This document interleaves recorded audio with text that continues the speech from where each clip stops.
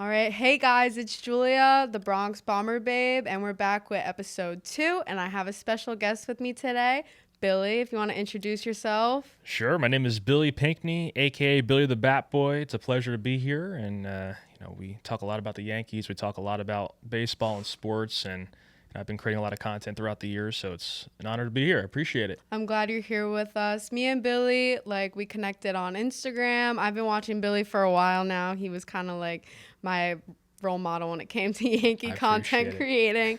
But, we finally connected, and I'm happy to have you on the pod with me today. Yeah. So last week, I was with the Twin Stripe reporters. Yeah. It was such an honor. We talked about so much things. They outdid me with their history. It was insane. Oh, yeah. Those are two smart kids right there. Yeah. And they have a bright future, as we both know. Man, you look at them, you see what they're doing at such a young age. It reminds me of just myself at a younger age, just loving the game. And you could see that what they're doing is fueled by passion, fueled by their love for the game, love for the Yankees, and that's what's going to carry them. Oh, so yeah, I'm excited. 1,000%. They are definitely our future for the MLB. They're going to be Yankee reporters. I'm already speaking into existence. But I was talking to them, and we talked a lot about JC Escara. Yeah. And I think he's a really big hit right now when it comes to, young rookies just coming up into the big leagues. I want to know what you think of JC Escara. How do you view him? What does he throw into your mind? Yeah, I'm really happy for him and everything he's done this year. He's somebody, it's interesting because I interviewed him last year in Somerset in Double-A. No one knew how the backup catcher role would shake out for this year because at that point the Yankees had their two catchers with Wells and Trevino. And Escara was somebody, it's funny, I actually know one of his independent baseball managers. He played for him in Kansas City a few years ago. So I've heard the name. I've known of him for a while. And just to see the grind that he's been on and what he's been able to do now at the big league level, that's what you dream of. And that's the kind of inspirational story that a lot of younger players really should be taking in because it's such a tough game. There's so much failure. And he's really an example as to why you got to keep going. And you find what you need to do in order to keep going. You drive an Uber, you do different things in order to keep that dream alive. And sometimes that's what it takes. 1,000%. Do you feel like our fans, our baseball community is not giving him the chance that he deserves? Do you feel like they're kind of doubting him in ways that he shouldn't be doubted? Well, I think that's New York sports. That's the Yankees fans in general. And I'm a Yankee fan myself, but you have to give guys some slack sometimes. And, he's doing a great job behind the plate. And the offense, that'll come. He'll string some hits together, and it'll continue to improve. But, you got to be patient with some players sometimes. If you had some of these guys out in places like Cincinnati or Colorado playing for those other smaller market teams, it would not even be a topic of discussion. Mm-hmm. It's such a different world here in New York. So that's how I look at it.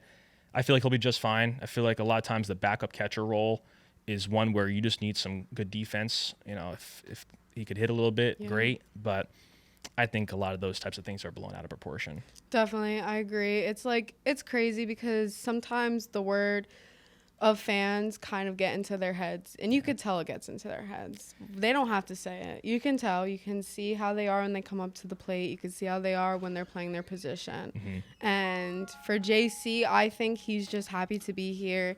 He is making a huge change in his life, and he has a baby on the way. So he wants to, do what he has to do to make money for his family, his baby, and he wants to be the best person he could be for not only the Yankees, not only his fans, but of course his family and his child that's gonna I don't know, boy or girl, I forgot. Yeah, I can't remember. I forgot. I think it's a girl, but I don't know when the baby's on its way, but it's on its way. That's great. Good for him. And going back to about the players and, hearing the fans, hearing what they think.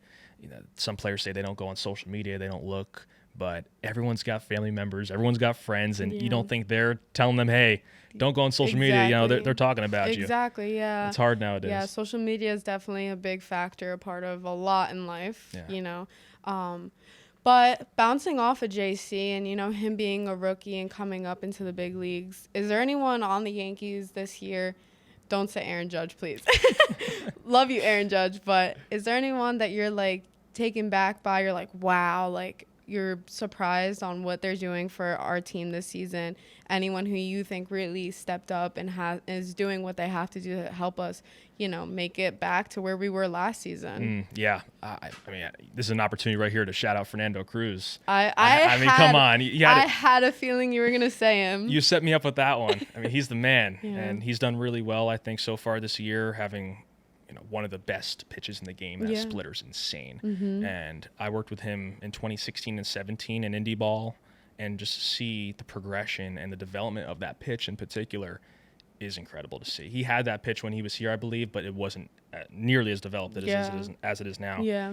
It's just he throws it all the time. It's just unhittable pretty much. You see these guys swinging at it, and it's like check swings, it's half swings. He's sorting guys. They're just looking silly in the box. So I'm just so happy for him because he's a great guy and a great role model for the younger kids out there, whether you're in the States or Puerto Rico. And I'm really happy for him. But as far as other guys go, I'd say Ryan Yarborough, just being plugged in that rotation, and he's done really well replacing any injured starting pitcher for the Yankees. Every year you have one of those pleasant surprises. If you're a Major League Ball club, you go into spring training with a certain group of guys, and you think, oh, this guy's going to do well, this guy's going to do well. And then you're thinking, how are we going to fill this void that we have? How are we going to fill this starting pitcher gap or this position? And next thing you know, you have a couple guys who are very pleasant surprises who actually do way more than you expected out of them. They might make the roster out of spring training. They were maybe non-roster invitees, and great things happen. I feel like for the Yankees, Yarborough was one of those guys. And sometimes a relief pitcher might plug into that role. You think of a Tim Hill last year. Yeah. You never know how these guys impact the club. And I feel like baseball has a way of shaking itself out like that. Where 1,000%. You never know who's going to step up. Oh, yeah. Every day it's like yesterday, for example, when that was yesterday, right? Fernando Cruz came out, and I literally was like, listen, this can go one or two ways right now. We are down 3-0, and I just want to make sure that if we do lose, I want him to walk off that field feeling proud of himself, because when you come out to pitch a game that your team is down already, it sucks because the reliever pitcher feels like they lost the game, that they didn't have the potential to come out and end up winning the game for us. And it's a 9-inning game. Whatever happens in the second inning is what is going to determine what is the game going to be in the 8th inning. Like, it is a very long 2-3 hours of baseball, and it's just a game of determination. And I just sometimes with reliever pitchers, they're a little bit hard on themselves, and it sucks because I think we have a great bullpen. I mean, when we first started the season, a lot of the Yankee fans were kind of worried. I was worried. A lot of MLB fans in general were saying how Yankees have a great defense, a great lineup, but their bullpen is going to ruin them. And in all honesty, I think we've had such strong arms lately. I'm a little thrown back at the fact that Devin Williams is not doing what I really wanted him to do. Yeah. And it sucks because it is a transition for him. He is coming on to the Yankees, and I don't know why, but being a Yankee intimidates a lot of people when they start. But for him, he really needs to figure out what is going on that is making him you can tell he's not him on the mound right now. He's not him, and he wants to be him, but he has to figure out how to get there.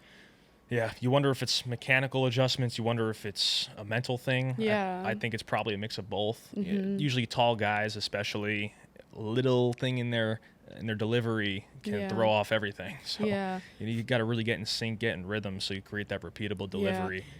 And then I know he was supposed to come on to be the end game pitcher, and when Aaron Boone took him out of that position, now we lost Luke Weaver.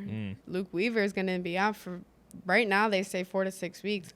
Insane to me. I'm glad he spoke up, because they were saying in interviews that he wasn't going to say anything that night. He wanted to go out there and make sure that we did not get swept by the Dodgers. He wanted to make sure that we were just going to go back to the East Coast. And I'm glad, because if he would have went out there, God forbid, it would have probably went longer than 4 to 6 weeks. But now Devin Williams has that on the back of him. And now that's going to be even more intimidating, because what do the Yankees love the most? when Luke Weaver comes out. Yeah, They love his walkout. They love his pitches. They love him. And Devin Williams wants the same. And it sucks because the fans aren't giving him the same love. This is where stars are born, in these moments when guys go down and you need to step up. So we'll see who that guy is. Will it be Williams, who's able to string together some more quality outings? Will it be Cruz getting more of those opportunities after coming out off of that injury? Will it be any other guys, Tim Hill? Will it be anyone like Leiter or Hamilton? We'll see how that shakes out. It'll probably be something where it's, you look at the matchups and you see, who's going to stack up better against the lineup of the opposing team. And that's a tough thing. It's really tough. And, going back what you were saying before about relievers and everything, the tricky thing about being a reliever is that you have one bad outing and your ERA is going to skyrocket. Hell yeah. And the good thing is that you could come back the next day and maybe get in there again.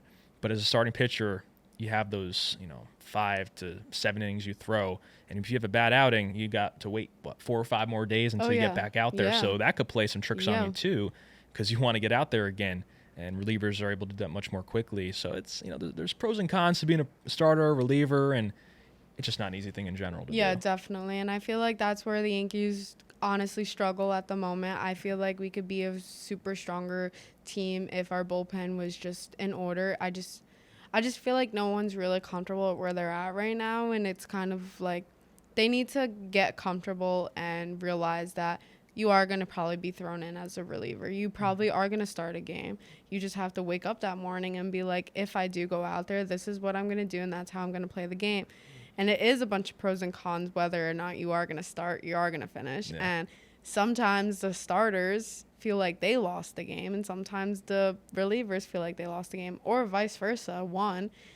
And in this case, I really hope our bullpen ends up getting stronger as we get closer. It's already June. August, September, October is right there. Yeah. And comes quick. It's going to come quick. It's already, I don't even know how many games we are in at this point because I lose track after like 30. Oh, yeah. No. But you keep stacking up for sure. Keep stacking up. But I wanted to actually mention, like, talking about starting pitchers, Carlos Rodon, holy crap. Yeah, it's unbelievable. And I was about to mention him too, because he's been throwing quality outings and quality innings, throwing 7 innings every game, it seems like. That's the kind of guy you need in there to try to help out the bullpen, because when you throw 7 innings, you only need maybe 1 or 2 relievers after that, and you're in a much better spot. Exactly, You're able to save the arms and not put too much stress on the bullpen. So you have a few starters like that who can do that for you. That's going to be huge for them as the Yankees try to get some more guys back from injury. 100%. And with Carlos, I remember in the beginning of the season, when I first saw him start, he had a rough game in the beginning. And I told my boyfriend, I was like, we're screwed. And like I'm gonna be that person where I'm gonna be honest. I'm a Yankee fan who I think negative very fast, and it sucks because I'm a New York fan. We get let down very easily. Like I know this is a Yankee blog, but for the Knicks example, we got let down very, very.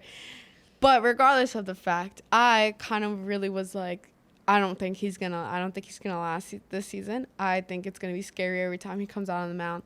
And sure enough, that boy came on the mound the next game and proved me wrong. Yeah. And I was ecstatic. I was like, wow, he heard me and he knew that he had to prove me wrong.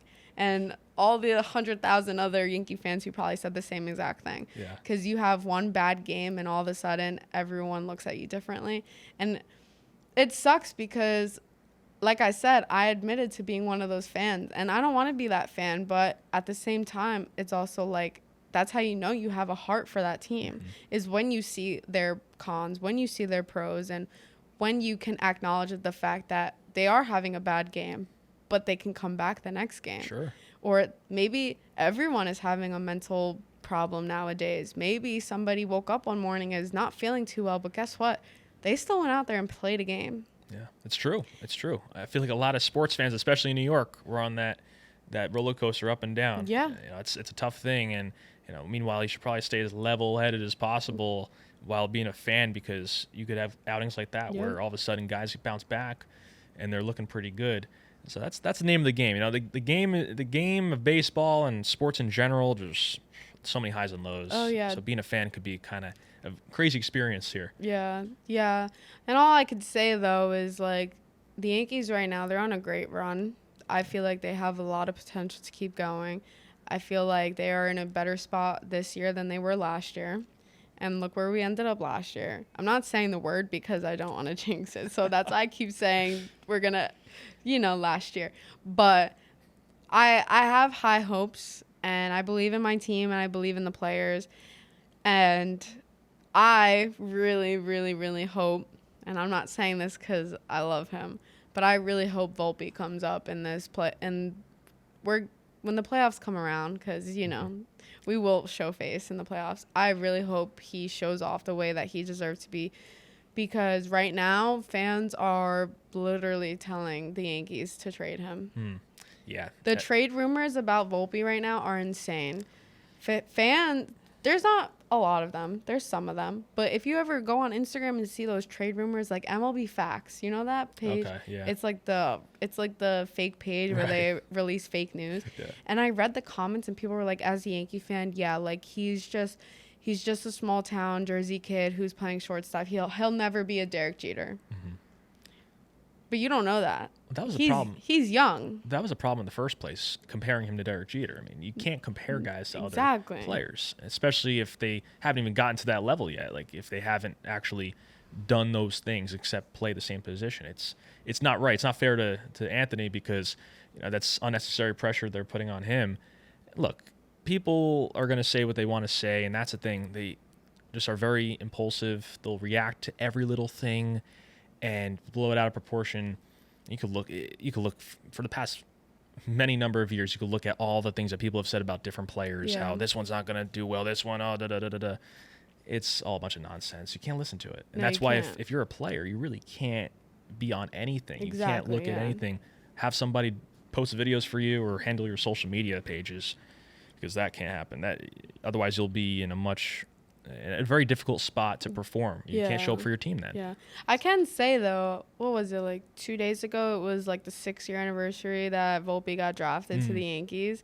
And the amount of love that I saw on social media for that was great. Like, those are the things I want to see about our players. Like, going out on social media and saying, oh, my God, Anthony Volpe was in a, 7-game slump. He went, 3 for 16, for example.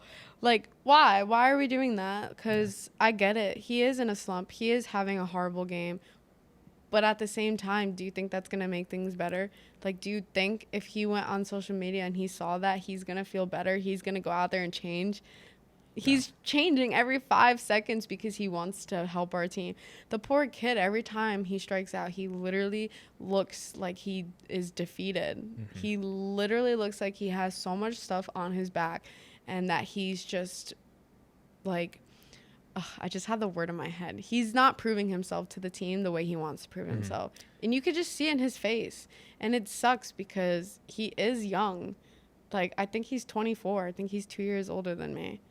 Yeah, it's a tough thing to do. It's really tough, and that's the thing. When you have other veteran teammates like Judge and Goldschmidt and other guys like that, they can help you in that situation to just lift you up and encourage you, and not beat yourself up too much. It helps in those situations, and you want a fan base too that can encourage you. Yeah. When you have a discouraging fan base who only loves you when you're doing good, it's very difficult. Yeah. You want to be in a setting where the fans encourage you, and that's I love Yankee fans. I love the Yankees and everything like that, but that's just how it is here. Yeah. And players know it. The fans, they could probably admit it themselves. Like, yeah, we're like that. That's how it is. But you go to places like Chicago, Wrigley, those fans, they are not as focused on those things. Like, they want to see you do well. They're not going to get on you as much if you're not doing as well. And does it create a better opportunity and environment for the player to succeed? Probably. You look at Philly too. I remember Trey Turner was struggling, I think it was last year or the year before. Yeah. And they gave him a standing ovation, even though he was struggling and they were getting upset. And that helped you. That helps lift you up. Exactly. Yeah. Yeah. Definitely. I feel like New York fans they feel like they're let down so easily that they just give up so fast. Yeah. They really do. And it's just at this point, it's just a waiting game. Like, you have to be patient. You have to believe, because if the fans are not feeling positive, how is the team supposed to be? How is the team supposed to feel positive? Yeah. I remember growing up playing softball. If I felt any negative tension around me, it literally pushed negative tension onto me playing the game. Oh, yeah. So I can only, and that's me playing softball at a level where probably 3 people were in the stands. Yeah. Like, but they're playing where stands are being filled, packed, and they just wanna win games. They just wanna go there and they wanna make sure their stats. Do you think they wanna go home and see their stats horrible? Their batting average is barely touching the 200s. Their OPS is barely reaching 800. Well, every single at bat, you look in center field or wherever it is at whatever ballpark, and you see that beautiful big number of your batting average on the screen. I mean, that's a reminder to everyone in the ballpark of how you're hitting. Exactly. And it's not a fun thing to see. Sometimes players wish it weren't up there. Yeah. Because it's it could be distraction. It could be something that you just start thinking about. But the players feed off of the fans' energy too. Yeah. We think back to COVID when there were no fans. I mean, it's tough to get going, get that adrenaline moving, and just be enthusiastic when you don't have the fans on your side. Exactly, yeah. And that's a tricky thing. And that's why the management and coaching staff is so important too, because they set the tone. They need to set the tone in that dugout, in that clubhouse. Yeah. And it seems like the Yankees, though, have that under control, where they have a leadership there who they're respected by the players, and they're able to encourage them and move them in the right direction. And that's what really matters. I feel like the Yankees as a whole is a brotherhood, and they'll never stab each other in the back, and they'll always be there for one another. And every day is just a new day where they're going to grow each other, pick each other up. And the reason why I really talked big on this is not only am I a Yankee fan and I want to blog about the Yankees and talk about the Yankees, but there's more about it. There's the mental health around it. There's the fan base around it, and people don't acknowledge it the way they used to, honestly, because it used to be a big chat. Now it's you lost, and now all the fans are just mad, and they don't want to know what is going on behind closed doors. They just know that you stepped into Yankee Stadium and just lost a game. Yeah.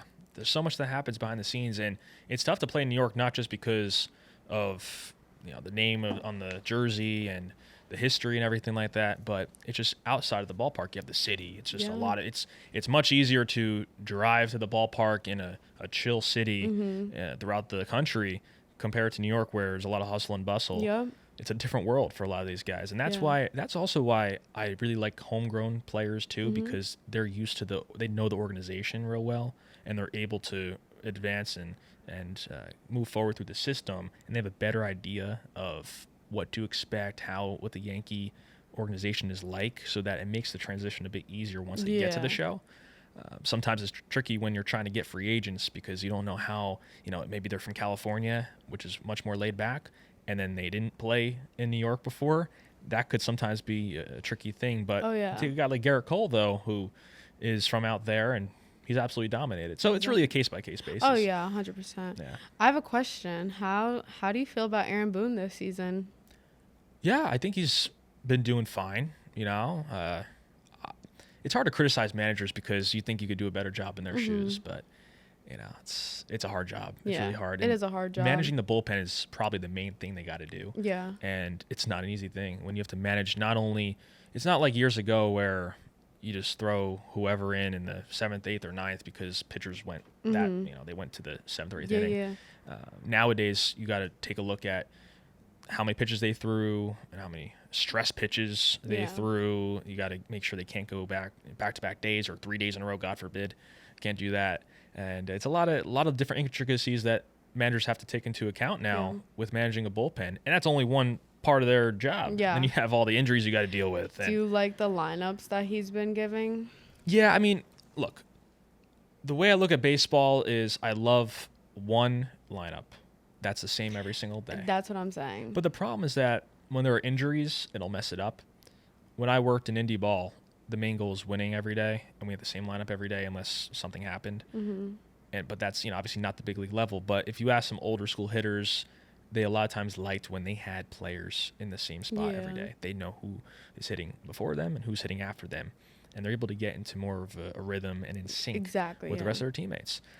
So that's just the way the I new school just game's kind of going. have that mindset where like, don't fix what's not broken. Yeah. And I think in the beginning there was, I can't really point out what lineup exactly because I feel like every day our lineup is different. But there was one lineup that I read it, I watched the game, and I said this needs to be our lineup until it breaks. Mm-hmm. And I really hoped that it was. And I get it. We're moving Ben Rice around a lot. We're moving, between Wells and Escara. Fine.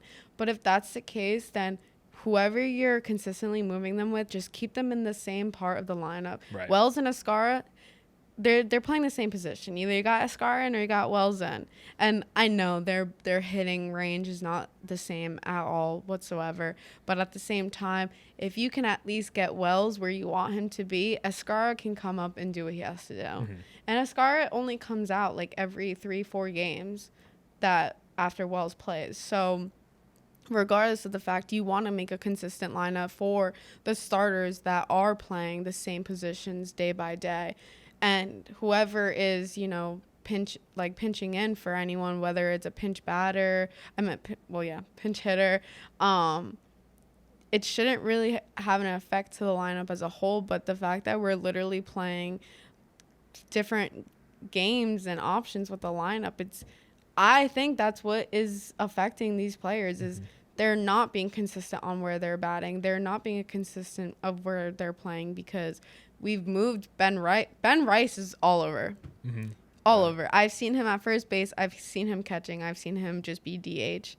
And now they want to talk about teaching him third base. Oh, wow. Yeah.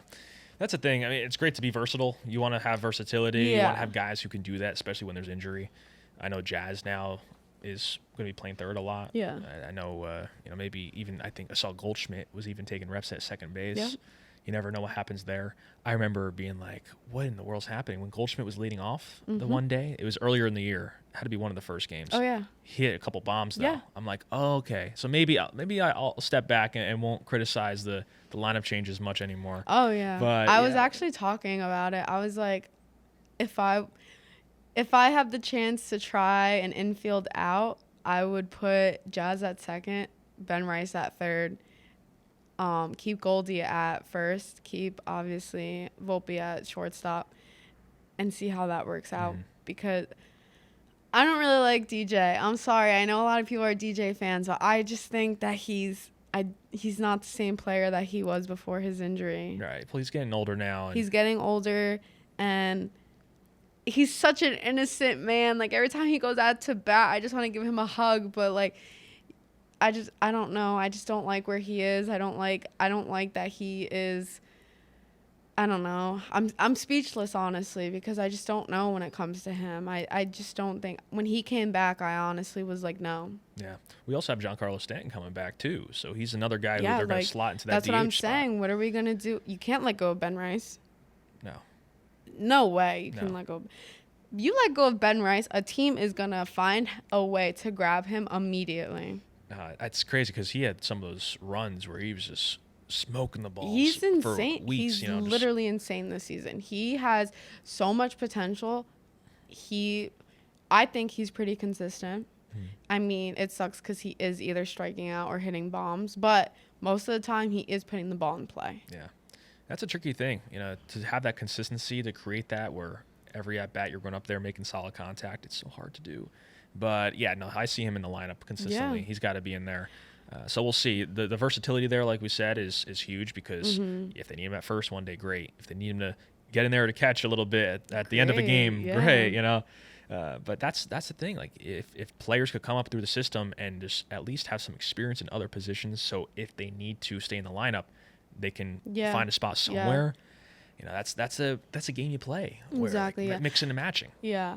I do love the fact that Jazz is all about put me anywhere. I just want to win a ring. That's great. But I love Jazz at second base. Yeah. I love him at second base. And I really, really, really wish Glaber just said, I'll play third. Because this season, if we would have started with Glaber at third and Jazz at second, I would have think that our infield would have been great. Yeah. And a lot of people were always like, Glaber, his defense is horrible. I don't think Glaber's defense was bad. Well, I wonder what it would have looked like at third base. I wonder if his defense would have been better at third base because there would Yeah. be less. He'd have to move less Yeah. side to side. More. It's And more of he killed it in the playoffs. yeah. He did his job in the playoffs, and seeing him go broke my heart.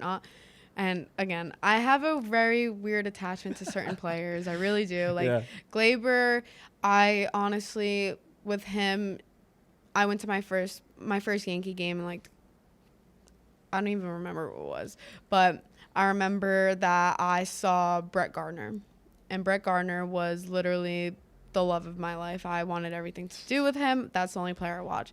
Glaber, though, I was watching a game from home, and he caught my attention immediately, and I was like, I want him to stay on the Yankees forever.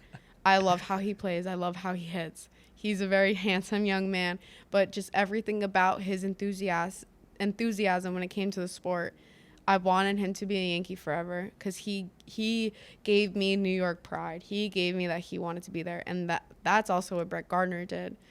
And I told the Twins when they were here, I said, they asked me who made me become a Yankee fan. And I said, A-Rod. And I noticed that every player I have a strange attachment to is somebody who is lacking the attention from their fans, but is giving the enthusiasm of a New York player. Like Interesting. A-Rod. A-Rod was better than Derek Jeter. I love Derek Jeter, but A-Rod was a better player than Derek Jeter. Hot take right there. Hot take, but there we go. A-Rod was a better player than Derek Jeter. Might be true. I think he'd be a better coach too. Oh, if he wanted to coach, 1000%. manage. Brett Gardner. Oh my God, his little fits. I love them. Yeah. But he had the enthusiasm of being a New York player. Yeah. Gleyber Torres, Aaron Judge, obviously, he is just... I literally thought Aaron Judge was born and raised in New York. Really? I thought he was born and raised in New York. Yeah, he was. Until I found out he literally is from California. Yeah. Like... Imagine if he literally. left, though. Imagine if he actually went to the West Coast to play. Oh, I would have cried. Would have cried. Would have cried. The tricky thing is if you have emotional attachments with players, your heart's going to get broken a lot.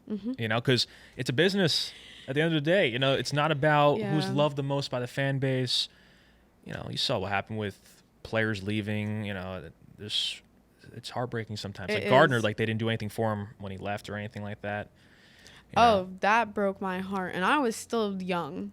Yeah. I was still a young girl who really did not know that much about baseball. And when Brett left, I'm telling you, my softball number was literally number 11 and 15. 15 is my favorite number, but 11, that was because of Brett Gardner. Wow. Yeah.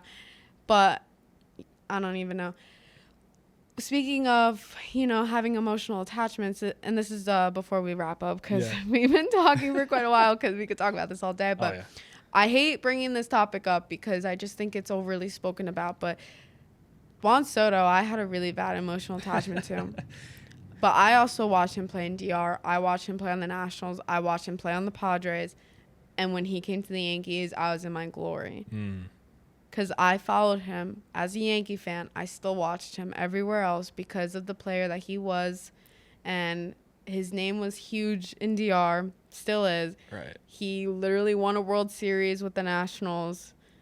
Went to the Padres. And then I was like, Yankees finally picked him up. And we couldn't keep him. And it sucks. And as somebody who followed him that long, and now you left to go to the Mets, and the way that it's literally playing like a dirty game because he's just being weird about it. Yeah. He's being weird about it. And when he came to Yankee Stadium, the only time he smiled was when he was next to Aaron Judge. It's weird. It's really weird. Yeah. It's something else. And I just felt like I was betrayed, and I don't even know this man. Like, I'd never met this man. That sounds like the biggest heartbreak right there. You should write him a love letter. I should. Citi Field. Oh, so like if you definitely did it already. if you ever see my name on the news, it may or not be because I spammed his DMs during the trade off in December. Really? Yeah. We so might have to throw them up on the started screen. We got to show those DMs on the screen. You could vet them, make sure it's something crazy. Let me find them before quick. they come after you. Oh my goodness. I'm not even joking you. See, the thing is that if you're going to have an emotional attachment to a player, you can't have it somebody who's only 1 year. This is me messaging Juan Soto. I said, Juan Soto, please stay with the Yankees. The brotherhood you built, the fans you touched this season is one of a kind. The Bronx needs you. December 9th at 12:57, because he literally went to the Mets like maybe an hour beforehand. I said, you know what? F what I said. F you, Juan Soto, and F the Mets. You'll regret your decision, and you'll never touch the World Series again. The Bronx doesn't need you. Have fun in the Queens, missing balls and striking out. And I put the emoji that goes like this. So I was really heartbroken. Which emoji is that? The one where it's just like... I don't think I ever used that emoji. No. I was so heartbroken. And you know what?